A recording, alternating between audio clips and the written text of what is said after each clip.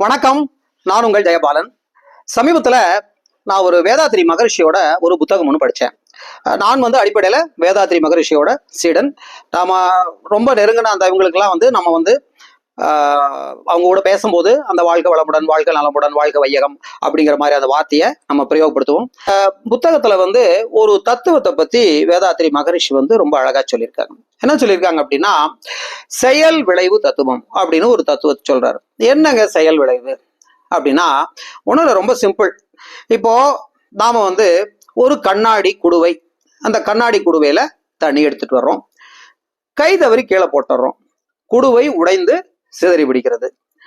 அந்த சிதைந்த அந்த கண்ணாடிகளை ஒட்ட வைக்க முடியுமா? அந்த கீழே சிந்தின தண்ணீரை மீண்டும் சுத்தமான தண்ணீரை எடுக்க முடியும்னா முடியாது. செயல் என்ன? கை தவற கவனக்குறைவாக கை தவற விட்டது செயல். விளைவு என்னன்னா உடைந்து சிதறியது. அப்போ மனித உறவுகள்லையும் ஏறக்குறைய நிறைய மனிதர்கள் எப்படி இருக்காங்க அப்படின்னா, ஒரு நபர் இன்னொரு நபருக்கு நிறைய நன்மைகள் செஞ்சிருப்பாரு.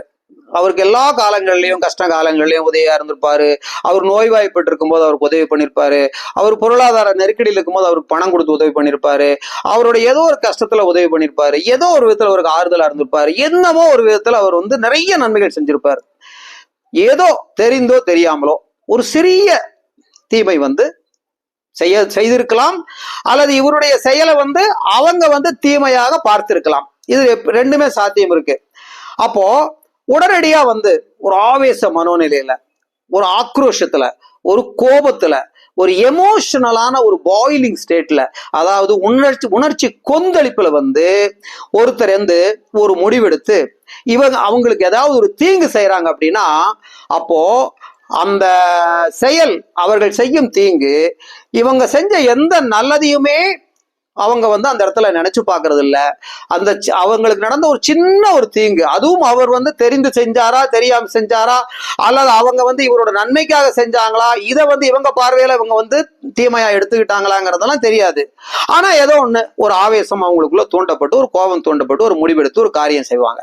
அந்த காரியம் பாத்தீங்கன்னா, அவங்க என்னைக்கு இந்த ஒரு நல்ல மனிதரை காயப்படுத்திட்டு அவங்க ஒரு ஆவேசத்திலையும் உணர்ச்சி வசப்பட்ட நிலையிலையும் ஒரு காரியத்தை அவர்கள் செய்கிறார்களோ, அந்த செயலின் விளைவு என்பது எப்படி இருக்கும், அந்த செயலோட விளைவு எப்படி அவர்களுக்கு பாதிப்புகளை உண்டாக்கும் அப்படிங்கிறதான் அந்த செயல் விளைவு தத்துவத்துல அவர் என்ன சொல்றாருன்னா, நம்முடைய முன்னோர்கள், நம்முடைய வேதங்கள், நம்முடைய மதங்கள், நம்முடைய நீதி நூல்கள் எல்லாமே என்ன சொல்லுது அப்படின்னா, பாவம் புண்ணியம் அப்படின்னு ரெண்டு விஷயத்த சொல்லுது.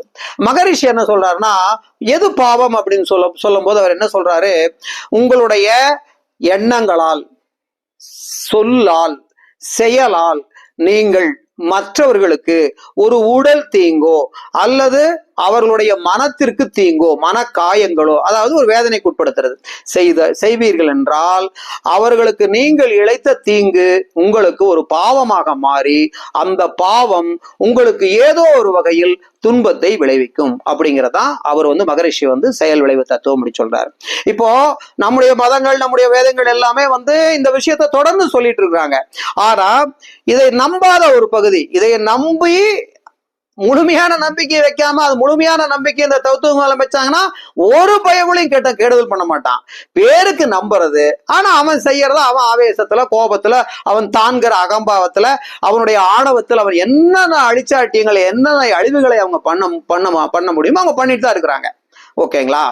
அப்போ அந்த தத்துவத்தை முழுமையா நம்புறதும் இல்ல, நம்புற மாதிரி நடிக்கிறாங்க.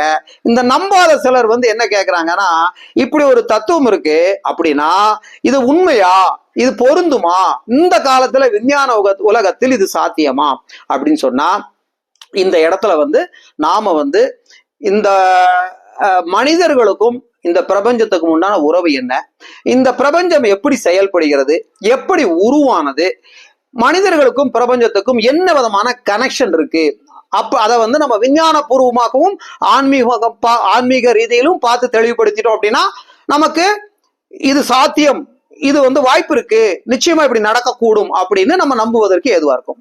இப்போ இந்த பிரபஞ்சம் எப்படி தோன்றுச்சு அப்படிங்கும் போது எல்லா மதங்களும் என்ன சொல்லுது, இறைவன், அதாவது அவர்களுடைய மதத்தினுடைய கடவுள், அந்த கடவுள் வந்து இந்த பிரபஞ்சத்தை படைத்தார், மனிதர்களை படைத்தார் அப்படின்னு சொல்றாங்க. அப்போ ஒவ்வொரு மதங்களுமே அவங்களுடைய கடவுள் தான் பெரியவர்கள், அவர்கள் தான் இந்த உலகத்தை படைத்தார்கள் என்று நம்புறாங்க. அவரவர்களுடைய நம்பிக்கை அவரவர்களோட. சோ அந்த நம்பிக்கைக்குள்ள நம்ம போகல. ஆனா ஸ்டீஃபன் ஹாப்கின்ஸ் அப்படிங்கிற ஒரு விஞ்ஞானி, ஒரு மிகப்பெரிய விஞ்ஞானி, அவருடைய கொள்கை வந்து இன்றைக்கு வரைக்கும், அவர் கண்டுபிடிச்சு அவர் அந்த கொள்கையை சொல்லி பல வருடங்கள் ஆயிடுச்சு. ஆனா இன்றைக்கு வரைக்கும் அந்த விஞ்ஞான உலகத்தினால அந்த கொள்கையை மறுக்க முடியல. அவர் என்ன சொன்னார் அப்படின்னா, இந்த பிரபஞ்சம் அப்படிங்கிறது வந்து முதல்ல வந்து ஒரு வெட்ட வெளியாக, சுத்த வெளியாக, இந்த பிரபஞ்சத்துல எதுவுமே இல்லாம ஒரு சூனியமாக இருந்தது. அப்ப இந்த பிரபஞ்சத்துல வந்து ஒரு பெரு வெடிப்பு நிகழ்ந்தது. ஏதோ ஒரு காரணத்தினால ஒரு பெரு வெடிப்பு நிகழ்ந்தது. அந்த பெருவெடிப்பின் காரணமாக உடனடியாக என்ன உருவாச்சு அப்படின்னா, அந்த பெருவெடிப்புங்கிறது பல்லாயிரம் டன் அணுகுண்டு வெடிச்சால் என்ன மாதிரி ஒரு வெடிப்பு ஏற்படுமோ அந்த வெடிப்புகளுக்கு வந்து ஒரு கணக்கிட முடியாத அளவுக்கு ஒரு பெருவெடிப்பு.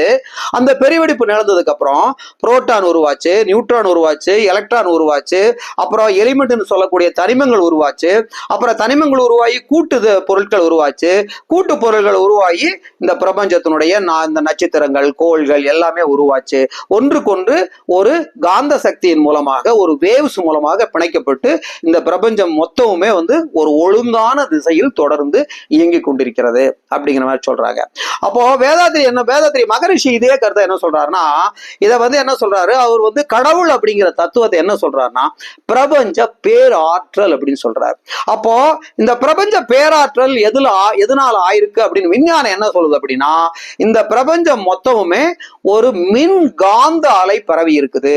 பல்வேறு விதமான அலைகள் வந்து இந்த பிரபஞ்சத்துல வந்து ஒருத்தரோட ஒருத்தர் கனெக்ட் ஆயிருக்கு. இப்போ உதாரணமா வந்து நாம வந்து ஒரு செல்போன் வச்சிருக்கிறோம், நமக்கு செல்போன் வந்து இன்னொருத்தர் கூட தொடர்பு கொள்றோம். எப்படி தொடர்பு கொள்றோம்? நாம வந்து ஒருத்தருக்கு தொடர்பு கொள்ளணும்னு சொன்ன உடனே ஒரு நம்பர் இது பண்ணோம்னா அது வந்து ஒரு அலைவரிசையாக இந்த டவருக்கு போகுது. அந்த டவர்ல இருந்து ஒரு அலையாக அந்த செல்போனுக்கு போகுது. அந்த செல்போன் உடனே ரெஸ்பாண்ட் பண்றாங்க. அவங்க பேசுற பேச்சு டிஜிட்டல் சிக்னலா மாறி ஒரு அலையாக மாறி மீண்டும் அந்த டவருக்கு வந்து திரும்ப இங்க வருது. இது எல்லாமே கன நேர இடைவெளியில் தொடர்ந்து இடைவுறாது நடைபெற்று கொண்டிருக்கிறது அப்படிங்கிற மாதிரி நம்ம விஞ்ஞானம் சொல்லுது. அப்போ இந்த விஞ்ஞானத்தினுடைய கோட்பாடுகளின்படி இந்த பிரபஞ்சத்திற்கும் இந்த மனிதனுக்கும் உண்டான தொடர்பு, இப்போ உதாரணமா வந்து நிறைய பேர் நம்ம சொல்றதை கேட்போம். நீங்க என்ன நினைச்சீங்களோ நான் சொல்லிட்டேன், அல்லது நான் நினைச்சதை நீங்க சொன்னீங்க, நான் நினைச்சேங்க அப்படி நடக்கும்ட்டு அப்படியே நடந்துருச்சு. இந்த மாதிரி நிறைய விஷயங்கள் வந்து பலரும் சொல்றதை நம்ம வந்து கேட்டிருப்போம். அப்போ இந்த மின்காந்த அலை அப்படிங்கிறது பிரபஞ்சத்தில் மட்டும்தான் இருக்குதா அப்படின்னா கிடையாது. நம்ம உடம்ப வந்து நம்ம சித்தர்கள் வந்து எப்படி பிரிச்சிருக்கிறாங்க அப்படின்னா, அன்னமய கோஷம், அதாவது வந்து உடல் வந்து நம்ம சாப்பிடுற ஆகாரத்திலிருந்து நம்ம உடல் என்ன ஆகுதுன்னா, உடல் திசுக்களா, எலும்புகளா, முடியா, நகமா, குடலா, ரத்தமா, உள்ளுக்குள்ள இருக்கிற உள்ளுறுப்புகளாக, இதயமாக, நுரையீரலாக இப்படி மாறுது. அப்போ இந்த மாறுதலை வந்து தொடர்ந்து உள்ளுக்குள்ள ஒரு ஆற்றல் சக்தி இருந்து ஒரு ரசாயன சக்தியாக அந்த ஆற்றல் சக்தி மாறுகிறது. அல்லது ஒரு ரசாயன சக்தி ஒரு ஆற்றல் சக்தியாக மாறி அது வந்து உயிர் என்ற பெயரில் தொடர்ந்து இயங்கிக் கொண்டிருக்கிறது. அந்த இயக்கம் வந்து ஒரு ஆணும் பெண்ணும் சேர்ந்து ஒரு குழந்தையை பெற்றெடுக்கும் பொழுது அந்த தந்தையிடமிருந்து ஒரு இயக்கமும் தாயிடமிருந்து ஒரு சக்தியும் சேர்ந்து அது இன்னொரு ரசாயன பொருள் மூலமாக ஒரு இயக்கமாக அந்த குழந்தை என்ற அடுத்த தலைமுறைக்கு கொடுக்கப்படுகிறது. இப்படி இடைவிடாது இந்த உயிர் என்ற இயக்கம் நடைபெற்று கொண்டிருக்கிறது. இது வந்து அன்னமய கோஷம். அதுக்கடுத்து என்ன சொல்றாங்க, மனோமய கோஷம். அப்படின்னா இந்த இயக்கம் நடைபெறுவதற்கு ஒரு கெமிக்கல் மட்டும் இருந்தா போதுமா அப்படின்னா, எண்ணங்கள் தேவைப்படுது, சிந்தனை தேவைப்படுது. எந்த ஒரு காரியத்தை செய்யறதாக இருந்தாலும் நாம என்ன பண்றோம், முதல்ல மனசுல நினைக்கிறோம், அதுக்கப்புறம் அந்த காரியத்தை பண்றோம். அப்போ எண்ணங்களால் ஆனது. அதற்கடுத்தது விஞ்ஞானமய கோஷம். விஞ்ஞானமய கோஷம்னா இந்த பிரபஞ்சத்துக்கும் நமக்கும் உள்ள தொடர்பு. அதுக்கடுத்து மனோமய கோஷம் அப்படிங்கிறது கொஞ்சம் உயர்ந்த நிலை. அதாவது வந்து மனதினுடைய எண்ணங்களால் இந்த பிரபஞ்சத்தோடு நாம் பிணைந்திருப்பது. இப்படி வந்து நம்ம உடம்பையும் இந்த பிரபஞ்சத்தையும் நம்ம சித்தர்கள் வந்து இந்த மாதிரி ஒரு வடிவமைப்புக்குள்ள கொண்டு வர்றாங்க. விஞ்ஞானப்படியும் இதுதான் உண்மை. சரி. அப்போ ஒரு மனிதனுடைய காந்த சக்தி இப்ப வந்து நம்ம சித்தர்கள் என்ன சொல்றாங்க, அண்டத்தில் உள்ளதெல்லாம் பிண்டத்தில் இருக்குது, பிண்டத்தில் உள்ளதெல்லாம் அண்டத்தில் இருக்குங்கிறாங்க. அதாவது இந்த பிரபஞ்சத்துல என்ன இருக்கோ அது பூரா நம்ம உடம்புல இருக்கு. இந்த பிரபஞ்சத்தினுடைய ஆற்றல் அல்லது இறை சக்தி அல்லது கடவுள், இது எப்படி வேணாலும் வச்சுக்கலாம். இந்த பிரபஞ்ச பேராற்றலுடைய ஒரு சின்ன ஒரு டைனி பார்ட்டிகல், ஒரு சின்ன ஒரு பிரதிபலிப்பு தான் நம்ம மனிதன்கிற ஒரு உருவம், நம்ம மற்ற ஜீவராசிகள் எல்லாம். இதுல வந்து மனிதர்களுக்கு வந்து ஆறறிவு என்று சொல்லக்கூடிய ஒரு 6வது சிந்தனை திறனும் சேர்ந்து கொடுக்கப்பட்டதுனால மனிதன் மற்ற ஜீவராசிகளை விட உயர்ந்த ஜீவராசியாக கருதப்படுகிறான். சரி, இப்போ இந்த கிர்லியன் போட்டோகிராஃபி அப்படின்னு சொல்லிட்டு ஒரு போட்டோகிராஃபில மனிதர்களை வந்து படம் பிடித்து பார்க்கும்போது அவர்களுடைய உடம்ப சொத்திலையும் ஒரு ஒரு அரோன்னு சொல்லக்கூடிய அப்படின்னு சொல்லக்கூடிய ஒரு ஒளி கவசம், ஒரு காந்த கவசம் வந்து அந்த போட்டோகிராஃப்ல பதிவாகுது. அதாவது ஒரு மனிதர்களுடைய உடலை சுத்தி ஒரு ஆரஞ்சு கலர்ல, சிகப்பு கலர்ல, பச்சை கலர்லன்னு சொல்லி அவர்களுடைய எண்ணங்களுக்கு தகுந்த மாதிரி ஒரு கவசம் அவர்களை சுற்றி எப்பொழுதுமே இயங்கி கொண்டிருக்கிறது. அப்படின்னா இதுக்கு என்ன அர்த்தம் அப்படின்னா, மனிதர்களுடைய உடம்பில் பிரபஞ்சத்தில் இருக்கக்கூடிய மின்காந்த அலையும் மனிதர்கள் உடலில் உற்பத்தி ஆகக்கூடிய அந்த மின்காந்த அலையும் ஒரு தொடர்பில் இருக்கிறது. அப்படின்னா இந்த மின்காந்த அலையத்தான் வந்து இந்த அனிமல் மேக்னட்டிசம் என்று சொல்லக்கூடிய இந்த மின்காந்த அலையத்தான் நாம என்ன சொல்றோம், செரிஷ்மா அப்படின்னு சொல்றோம். இப்போ ஒரு சில ஆளுமைகளை வந்து ஏன் நமக்கு வந்து அவங்களை பிடிக்குதுன்னே தெரியாது, ஆனா நம்ம அவங்கள நம்ம பிடிச்சிருக்கோம். பல தலைவர்களுக்காக உயிரை கொடுப்பாங்க. ஏன் அவங்க உயிரை கொடுக்குறாங்க? அந்த தலைவர்கள் என்ன செஞ்சுட்டாங்க? ஒண்ணுமே கிடையாது. அந்த தலைவர்களுடைய அந்த காந்த சக்தி, அந்த செரிஷ்மா அப்படின்னு சொல்லக்கூடிய அந்த காந்த சக்தியானது இந்த பிரபஞ்சத்தின் மூலமாக பரவி அவர்களுடைய அந்த நல்ல எண்ணம், மற்றவர்களுக்கு உதவி செய்யக்கூடியது, அவர்கள் செய்யக்கூடிய தவம், அவர்கள் செய்யக்கூடிய தியானம், அவர்களுடைய நல்ல தூய உள்ளம், இது எல்லாமே என்ன ஆகுதுன்னா ஒரு காந்த அலைவரிசையாக மாறி மற்றவர்களை எல்லாம் அவர்கள் பால் ஈர்க்குது. பொதுவா வந்து பிரபலியமா இருக்கிறவங்க எல்லாத்துக்குமே இந்த மின்காந்த சக்திங்கிறது அதிகமாக இருக்கும். இப்போ உதாரணமா மாதா அமிர்தானந்தமாயி இருக்கிறாங்க அப்படின்னா அவங்க இருக்கிற அந்த ஊருக்கு, அந்த கொச்சின் ஊருக்கு அந்த ஒரு 3-4 கிலோமீட்டருக்குள்ள போயிட்டாலே அங்க இருக்கு போனவங்க சொல்றாங்க, அவங்கள தேடி போனவங்க சொல்றாங்க, அந்த இடத்துக்குள்ள போகவே வந்து அவங்க மேல அவங்களுக்கு எனக்கும் ஏதோ ஒரு பிணைப்பு இருக்கிற மாதிரி ஒரு ஃபீல் இருக்குது. இது நிறைய பேர் சொல்லியிருக்கிறாங்க. இப்போ புத்தர் வந்து பாத்தீங்கன்னா அப்பேற்பட்ட ஒரு ஆளுமையா இருந்திருக்காரு. அவரோட அந்த செரிஷ்மா, அவருடைய அந்த காந்த சக்தி, அவருடைய அந்த வசீகரம் வந்து யாருடையுமே வந்து இன்னைக்கு இங்க வந்து ஈக்குவல் பண்ண முடியாத அளவுக்கு இருந்திருக்குங்க. அவர் வந்து ஒரு முறை வந்து அவர் வந்து இந்த யாகங்கள் பண்றதுக்கெல்லாம் எதிரானவர். அப்போ ஒரு மன்னன் வந்து நிறைய ஆடு மாடுகளை எல்லாம் வெட்டி பலி கொடுக்கறதுக்காக யாகம் வளர்த்துட்டு இருக்கான். நேரா புத்தர் அங்க போறாரு.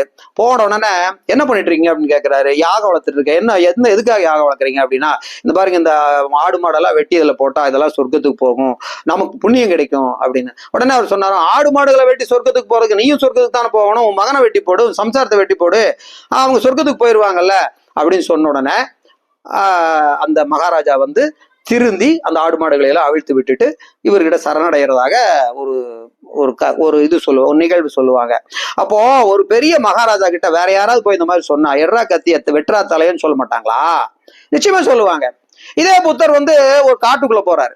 ஒரு காட்டுக்குள்ள போகும்போது சொல்றாங்க, அந்த காட்டு வழியா போகாதீங்க, அது உள்ளுக்குள்ள வந்து இந்த மனிதர்களை எல்லாம் அடிச்சு சாப்பிடுற ஒரு ராட்சச ஒரு மனுஷன் இருக்கான், உள்ள போகாதீங்க, காட்டுவாசி இருக்கிறான் அப்படின்னு சொன்னோன்னா அதெல்லாம் பரவாயில்லைங்க, ஆனா செத்தா சேர்த்து போயிடலாம் அப்படின்னு சொல்லி போட்டு நேரா உள்ள போறாரு. உள்ள போனோன்னா அந்த நரமாம்சம் சாப்பிட்ற அந்த காட்டுவாசி இவரை குறுக்காட்டிடுறாரு. குறுக்காட்டினோடனே என்ன தைரியம் இருந்தா நீங்க வருவ, நீங்க வந்தவங்க யாருமே உயிரோட போக முடியாது, அவங்கள நான் பிடிச்சு சாப்பிட்டு இருப்பேன், உனக்கு தெரியுமான்னு. ஓ தெரியும், வர சொல்லி சொன்னாங்க. வர வழியில சொன்னாங்க. அப்புறம் என்ன தைரியத்துல வந்தேன் அப்படின்னு. சரி அதெல்லாம் பிரச்சனை இல்லை, நீ என்ன சாப்பிட்றா இருந்தா சாப்பிட்டுக்கோ, என்னைக்கு போறதா இருந்தாலும் உயிர் இன்னைக்கு போனா என்ன பிரச்சனை, நான் வந்து உனக்கு ஒரு உணவாகிறது மூலமா அட்லீஸ்ட் என்னோட உடம்பு உனக்காவது பயன்படுது, அந்த வகையிலையாவது எனக்கு புண்ணியம் கிடைக்கட்டும் அப்படின்னு சொல்லிட்டு சொல்றாரு. நான் ரைட்டு, நீ என்ன சாப்பிட்டுக்கோ, ஆனா அதுக்கு முன்னாடி நான் ஒரு கேள்வி, எனக்கு ஒரு பதில் சொல்லணும், நீங்க சொல்லுங்க அப்படின்னா. பாரு அந்த மரத்துல இருக்கிற இலையை பறிச்சுட்டு வா அப்படின்னாராம்மா. இவன் போய் இலையை பறிச்சுட்டு வந்தான். பறிச்சு வந்து இந்தாங்க, சரி மறுபடியும் ஒட்டவை அப்படின்னா சொன்னாராம்மா, நீ என்ன லூசாயா, மரத்தை இலைய பறிச்சுட்டு வந்த, திரும்ப போய் ஒட்ட வைக்கணும், ஒட்ட வைக்க முடியும், ஒன்ஸ் பறிச்சது தானே. அப்போ புத்தர் சொன்னாராமா, எத்தனை உயிர்களை நீ பறிச்சிருப்ப, அந்த உயிர்கள் வந்து போனா திரும்ப வருமா? அந்த உயிர்களை பறிக்கிறதுக்கு உனக்கு என்ன உரிமை இருக்குது? உனக்கு வந்து நரமாமிசம் சாப்பிட்டு தான் உயிர் வாழணும்னு எதா இருக்கா? இந்த காட்டுல எத்தனையோ மிருகங்கள் இருக்கு, மிருகங்களை வேட்டையாட சாப்பிடு, பழங்கள் இருக்கு, காய்கறிகள் இருக்கு, கிழங்குகள் இருக்கு, அதையெல்லாம் நான் சாப்பிடலாம்ல.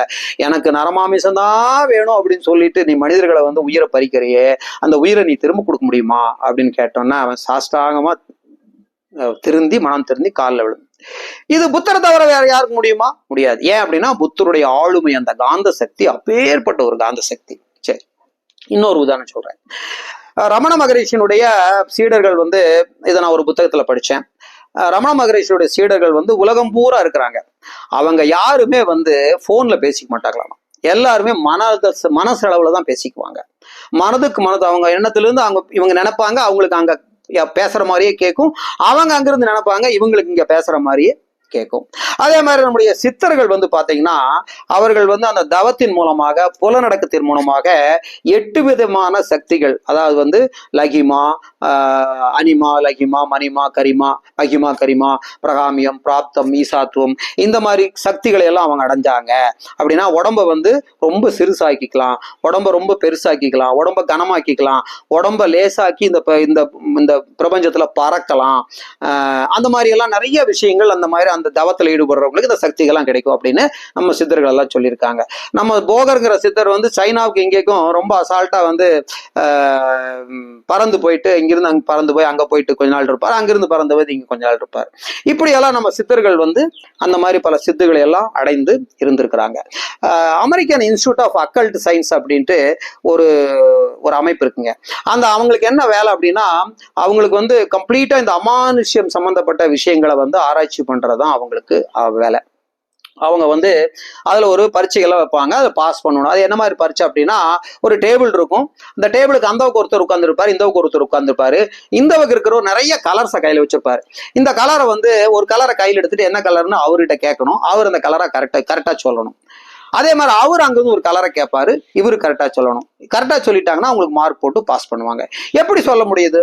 கண்ணுல பார்க்காம எப்படி சொல்ல முடியுது அப்படின்னா, அவர்கள் வந்து அவர்களுடைய அந்த மின்காந்த அலைகளை, சக்தியை வந்து பயிற்சியின் மூலம் காரணமாக தொடர்ந்து அவர்களுடைய மூளையை வந்து பயிற்சி பண்ணி கண்ணுக்கு தெரியாத பொருள்களையும் பார்க்கக்கூடிய அந்த ஆற்றலை அவர்கள் அடைகிறார்கள். இப்போ நம்ம வந்து நம்முடைய சித்தர்கள் சொல்ல தூரதர்ஷனம் அப்படின்னு, அதாவது வந்து அவங்க கண்ணை மூடி ஒரு இடத்துல உட்கார்ந்து தூரத்துல எங்கோ நடக்கக்கூடிய நிகழ்வுகளை எல்லாம் அவங்க வந்து பார்க்க முடியும் அப்படிங்கன்னு சொல்றாங்க. நம்ம இதுல வந்து கொங்கணவர் அப்படின்னு நம்முடைய வரலாற்றுல வந்து கொங்கணவர் அப்படிங்கிற ஒரு முனிவர் இருந்தார். அந்த முனிவர் வந்து காலையில எந்திரிச்சோன்னா ஆத்துக்கு போய் என்ன பண்ணுவாரு, அவர் வந்து அந்த கமண்டலத்திலாம் சுத்தமா கழுவி அதெல்லாம் இது பண்ணி ஒரு பூஜை பண்ணிட்டு அதுக்கப்புறம் ஏதோ ஒரு வீட்டுக்கு போய் பிச்சை எடுத்து சாப்பிடுவாரு. அப்போ அவர் ஒரு நாள் வந்து என்ன பண்றாரு, ஆத்துல இருந்து எல்லாம் கமண்டலத்தெல்லாம் வாஷ் பண்ணிட்டு குளிச்சுட்டு மேல வரும்போது மேல பறந்துட்டு இருந்த ஒரு கொக்கு வந்து அங்கிருந்து மலம் கழிச்சிருது.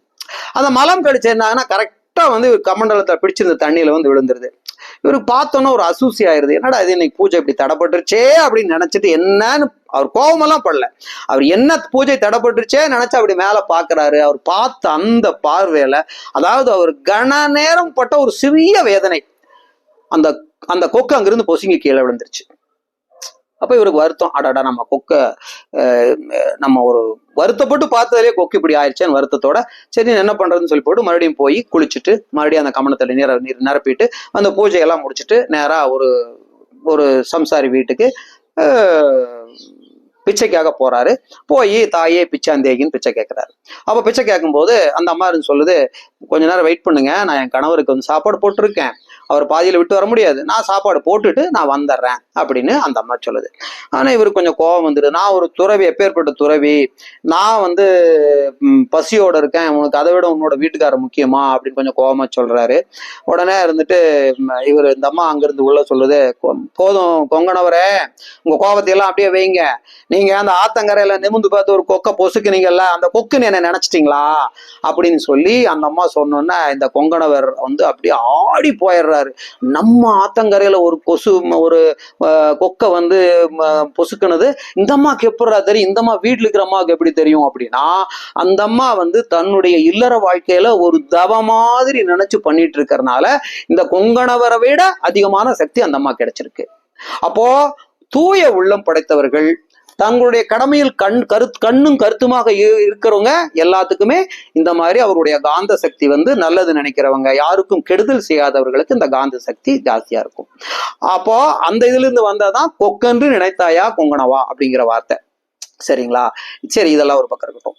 அப்போ மனிதர்களுடைய எண்ணங்களுக்கு தகுந்தாற்போல், அவர்கள் செய்யும் பயிற்சிகளுக்கு தகுந்தாற்போல், இப்ப வந்து துறவிகள், நம்ம எல்லா மதத்திலையும் வந்து உண்மையான மக்களுக்கு சேவை செய்யக்கூடிய நல்ல மனிதர்கள், நல்ல துறவிகள், நல்ல சாமியார்கள் வந்து நிறைய பேர் இருக்கிறாங்க. வள்ளலார் இருந்தாரு, அதற்கப்புறம் ஓஷோ இருந்தாரு.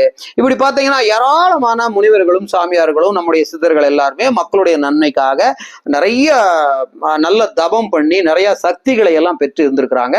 இன்றைக்கும் வந்து பாத்தீங்கன்னா வேதாத்ரி மகரிஷனுடைய சீடர்கள், ரவிசங்கர் குருஜியோட சீடர்கள், இப்படி நல்ல சாமியார்கள் இருக்காங்க. அவருடைய சீடர்கள் வந்து நிறைய பேர் வந்து ரொம்ப ஒரு மற்றவர்களுக்கு நன்மை செய்யக்கூடிய ரொம்ப ஒரு நல்ல மனம் படைத்தவர்களாக இருப்பார்கள். இப்போ அவங்க எல்லாம் என்ன பண்ணுவாங்கன்னா, பார்த்த உடனே யாரை பார்த்தாலும் வாழ்க வளமுடன், வாழ்க நலமுடன், வாழ்க வையகம் அப்படின்னு எல்லாம் வாழ்த்துவாங்க. இப்ப நானுமே வந்து எந்த ஒரு ஃபங்க்ஷனுக்கு போனாலும் அவங்களுக்கு ஏதாவது ஒரு கிஃப்ட் மொய் எழுதும் போது அதுல வந்து வாழ்க நலமுடன், வாழ்க வளமுடன், வாழ்க வையகம், வாழ்க பல்லாண்டு, வாழ்த்தும் அன்பு நெஞ்சம், அன்பு உள்ளம் அப்படின்னு போட்டு தான் நான் வந்து அந்த வாழ்த்து எழுதி கொடுப்பேன்.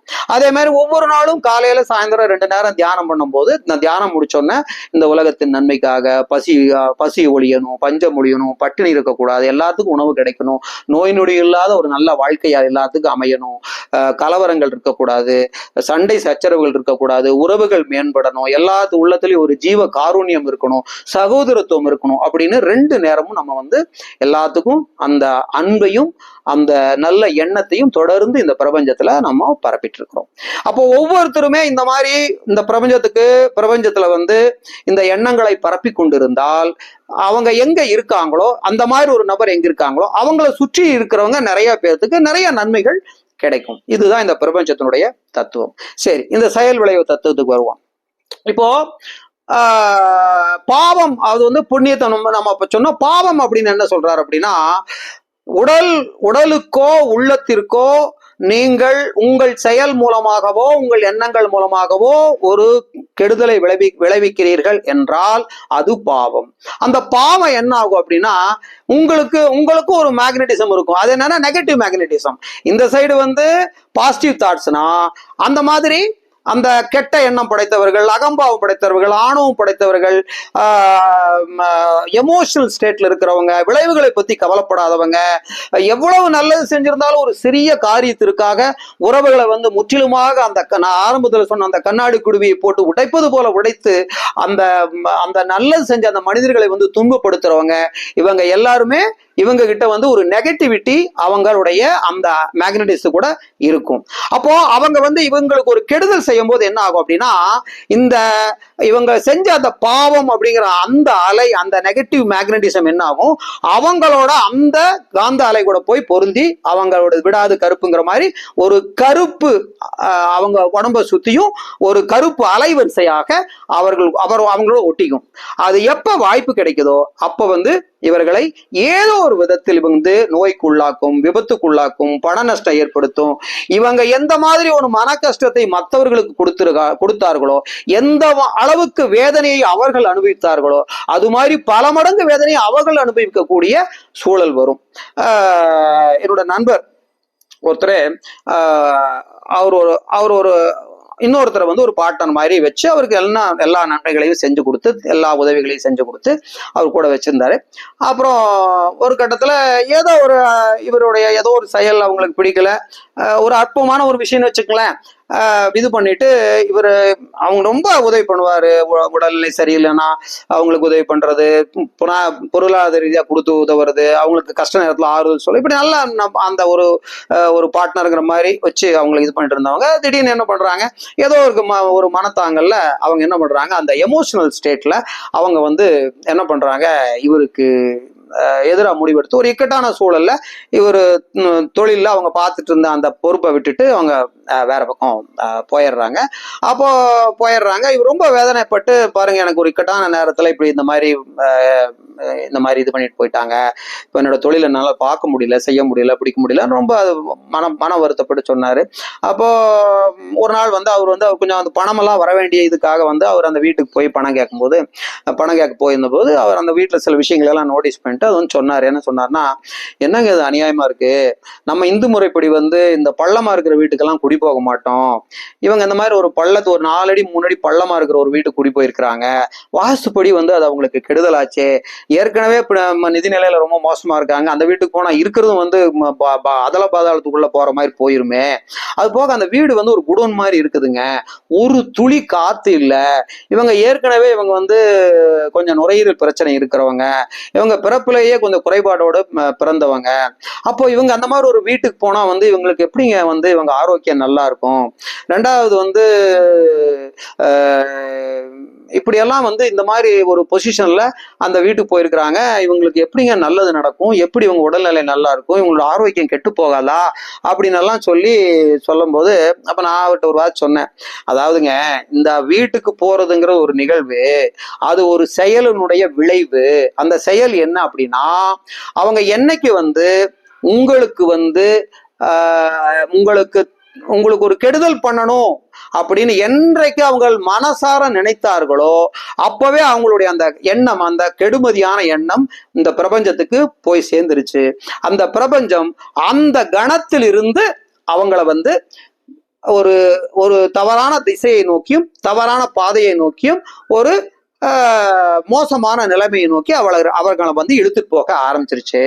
அதனால நீங்க எப்பவுமே எல்லாத்துக்கும் நல்லது செய்யறவங்க எப்பவும் போல நீங்க நல்லது செஞ்சுட்டு நீங்க பாட்டுக்கு போயிட்டே இருங்க. நமக்கு யார் என்ன கெடுதல் பண்ணாலும் பிரபஞ்ச பேராற்றல் அவங்கள பார்த்துக்கும், நம்ம அதை பத்தி கவலைப்படணுங்கிற அவசியமே இல்லை. நாம எப்பவுமே நல்லதுதான் பண்ணணும். அதுக்காக நீங்க பணம் கேட்கறதுல நீங்க இது பண்ண காம்ப்ரமைஸ் பண்ணுங்கிற அவசியம் இல்லை, அது உங்களுடைய உரிமை, அதை நீங்க கேட்டு வாங்குங்க. மற்றபடி அவர்களுக்கு உண்டான பாவ புண்ணியங்களை அவர்கள் அனுபவித்துக் கொள்வார்கள் அப்படிங்கிற மாதிரி சொன்னோம். இதுதாங்க இந்த பிரபஞ்சத்தினுடைய தத்துவம், இதுதான் செயல் விளைவு தத்துவம். அப்போ இந்த செயல் விளைவு தத்துவத்துல நம்ம இந்த காணொலியை காணும் ஒவ்வொருவரும் நாம உள்நோக்கி பார்க்கணும். நாம ஏதாவது ஒரு விதத்தில் யாருக்காவது ஏதாவது கெடுதல் பண்ணிருக்கிறோமா, எப்பவாவது ஏதாவது கெடுதல் பண்ணிருக்கிறோமா அப்படின்னு நாம நம்முடைய உள்நோக்கி பார்த்து நாம யாருக்கெல்லாம் கெடுதல் பண்ணுமோ அவர்களோடு நம்ம ஒப்புரவாகணும். இதைத்தான் பைபிளும் சொல்லுது, இதைத்தான் கீதையும் சொல்லுது, எல்லா வேத நூல்களும் எல்லா மதங்களும் இதைத்தான் சொல்லுது. அப்போ நீங்க அவர்களோடு அந்த பாவத்திலிருந்து நீங்க விடுபடணும் அப்படின்னா ஒரே வழி அவங்க காலில் விழுந்து மன்னிப்பு கேட்டு அவர்களை சமாதானப்படுத்துவதுதான். இப்போ திருவள்ளுவர் சொல்லுவாரு, தீயினால் சுட்ட புண் உள்ளாரும் ஆறாதே நாவினால் சுட்டவிடு அப்படிம்பாரு. அதாவது ஒருத்தருக்கு ஒரு கரண்டி எடுத்து சூடு வச்சிடறான்னு வச்சுங்களேன், அந்த நேரத்துல அந்த இது சூடு இருக்கும். சரி, கொஞ்ச நேரம் கழிச்சு அவர் ஐயோ நான் தெரியாம ஆவேசத்துல பண்ணிட்டேங்க, மன்னிச்சுங்க, நான் தப்பு பண்ணிட்டேன் அப்படின்னா அந்த வடுவு மாறிடும், அவர் மேல இருக்கிற கோபம் மாறிடும். ஆனா அதுவே அவர் இவரை ஏதோ ஒரு மோசமான இதுல திட்டியோ அல்லது ஒரு மோசமா நடத்தியோ இவர் ஏதோ ஒரு விதத்தில் மனதளவில் காயத்தை அவர் உண்டு பண்ணிடுறாருன்னு வச்சுக்கலேன், அப்போ அந்த வடு எப்பவுமே ஆறாது, அவர் சாகர வரைக்கும் அந்த வடு மாறாது அப்படின்னு வள்ளுவர் சொல்றாரு. அப்போ அந்த நீங்கள் ஒருவருக்கு என்ன விதமான தீங்கினை விளைவித்தீர்களோ அந்த தீங்கிலிருந்து அந்த பாவத்திலிருந்து நீங்கள் விடுபட வேண்டும் என்றால் அந்த பாவம் உங்களுக்கு எப்படி வேணாலும் வேலை செய்யும். அது ஒரு விபத்தா வரலாம், உங்களுடைய குழந்தைகள் மேல் வரலாம். சப்போஸ் உங்களுக்கு வளரும் குழந்தைகள் இருந்தாங்கன்னா அவங்களுக்கு நோய் நொடியா வரலாம், உங்கள் கணவருக்கு நோய் நொடியா வரலாம், உங்கள் அப்பாவுக்கு வரலாம், அம்மாவுக்கு வரலாம், யாருக்கு வேணாலும் வரலாம். என்ன மாதிரி துன்பம் பிரபஞ்சம் முடிவு பண்ணும். ஆனால் அந்த துன்பத்தினுடைய அந்த வால்யூம் அப்படிங்கிறது நீங்க அவங்களுக்கு மற்றவர்களுக்கு என்ன துன்பத்தை கொடுத்தீர்களோ அந்த துன்பத்தை விட அதிகமாக இருக்குங்கிறது நிச்சயமாக தெரியும், நிச்சயமா சொல்ல முடியும். இதுல விஞ்ஞானம் நிச்சயமாக இருக்கிறது, இது விஞ்ஞான பூர்வமான விஷயம்தான். இதை இன்னும் நம்ம விளக்குறதுக்கு நிறைய விஷயங்கள் சொல்ல வேண்டி இருக்கும். இது ஒரு பெரிய காணொலியா போயிட்டு இருக்கு, ஓகேங்களா? அப்போ நம்ம ஒவ்வொருவருமே நம்முடைய வாழ்க்கையில் நாம் மற்றவர்களுக்கு நல்லது செஞ்சிருக்கிறோமா கெடுதல் செஞ்சிருக்கிறோமா? கெடுதல் செஞ்சோம்னா சின்ன சின்ன விஷயங்கள்ல நம்ம ஒருத்தரை திட்டுவோம், ஒருத்தரை பேசுவோம், இப்போ ஒருத்தர் பணம் தரணும்னா அவங்கள்ட்ட கொஞ்சம் கடுமையா நடந்துக்குவோம், இதையெல்லாம் நம்ம கெடுதல்னு சொல்ல முடியும். ஏன்னா நம்ம அவங்க தவறு செஞ்சனாலதான் நம்ம திட்டுறோம். அவங்க நம்மகிட்ட பணத்தை வாங்கிட்டு கொடுக்காதனாலதான் நம்ம பணம் கேட்கணும். ஏதோ ஒரு விதத்தில் அது அது ஒரு நியாயம் இருக்கு. எந்த விதமான நியாயமுமே இல்லாம ஒருத்தருக்கு அவர்களால் உங்களுக்கு இழைக்கப்பட்ட ஒரு சின்ன ஒரு காரியத்திற்காக ஆவேசத்திலையும் ஆணவத்திலையும் தான்கிற அகம்பாவத்திலையும் நீங்க அவர்களுக்கு என்ன கெடுதல் செஞ்சிருந்தீங்கனாலும் அது அவங்க பணத்தை திருடினதா இருக்கலாம், அல்லது அவங்களுடைய பெயருக்கு நற்பெயருக்கு களங்கம் விளைவிக்கிறதா இருக்கலாம், அல்லது அவர்களுக்கு ஏதோ ஒரு விதத்தில் உடல் ரீதியாகவோ மன ரீதியாகவோ காயப்படுத்துவதாக இருக்கலாம். எதுவாக இருந்தாலும் அந்த பாவத்திலிருந்து நீங்கள் விடுபடுவதற்கு ஒரே வழி அவர்களிடம் மன்னிப்பு கோரி அவர்கள் உள்ளத்தை சாந்தப்படுத்தி அவர்கள் என்ன பரிகாரம் செய்தால் அவர்கள் அந்த மன்னிப்பை அவர்கள் வழங்குவார்களோ அந்த மாதிரி ஒரு இதை இது பண்ணி அந்த மாதிரி நம்முடைய பாவங்களை நாம் கழுவிக்கொள்ள வேண்டும். அப்படி இது பண்ணிட்டு நாம நம்முடைய வாழ்க்கையை இறைபக்தியோடு பிரபஞ்ச பேராற்றல் மீது ஒரு பயத்தோடும் பக்தியோடும் நாம் நம்முடைய வாழ்க்கையை நடத்தி சென்றோம் என்றால் நிச்சயமாக நம்முடைய வாழ்க்கை சீரும் சிறப்புமாக நல்ல வளமுடனும் நலமுடனும் இருக்கும். அனைவரும் இந்த பிரபஞ்சத்தில் உள்ள அனைவரும் சக மனிதர்கள் சகோதரத்தோடு இருக்க வேண்டும். நல்ல நலமும் வளமும் சகல சௌபாக்கியங்களும் பெற்று வாழ வேண்டும் என்று வாழ்த்தி விடைபெறுகிறேன். நன்றி, வணக்கம்.